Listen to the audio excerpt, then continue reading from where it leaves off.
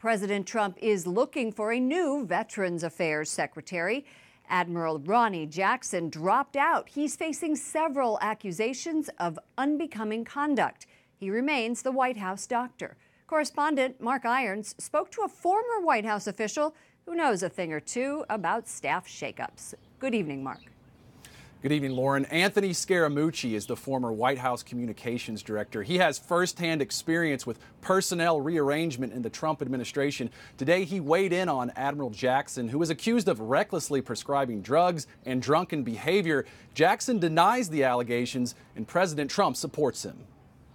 He's a great man, and he got treated very, very unfairly. He got treated really unfairly.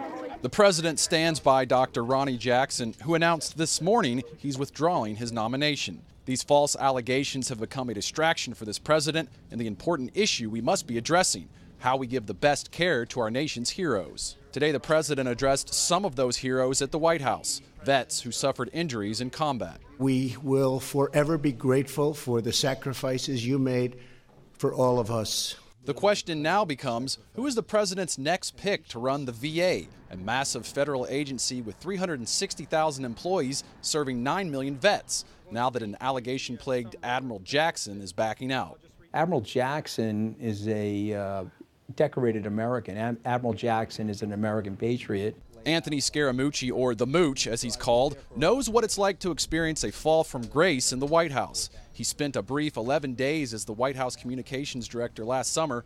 After giving a vulgar interview, he was then fired by Chief of Staff John Kelly. But the self-proclaimed practicing Catholic tells me faith is helping him keep things in perspective. As a Roman Catholic, what lessons in faith have you learned from your time inside the White House to where you are now? The number one lesson is about forgiveness. If you don't forgive yourself in life, you're a Roman Catholic, you know that you're quite dispensable and you're going to return to dust. You know that from your theology.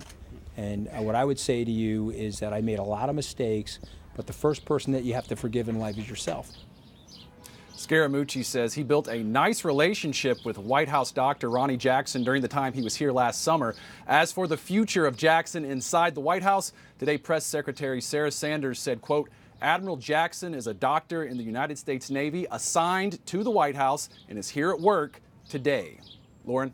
White House correspondent Mark Irons, thank you.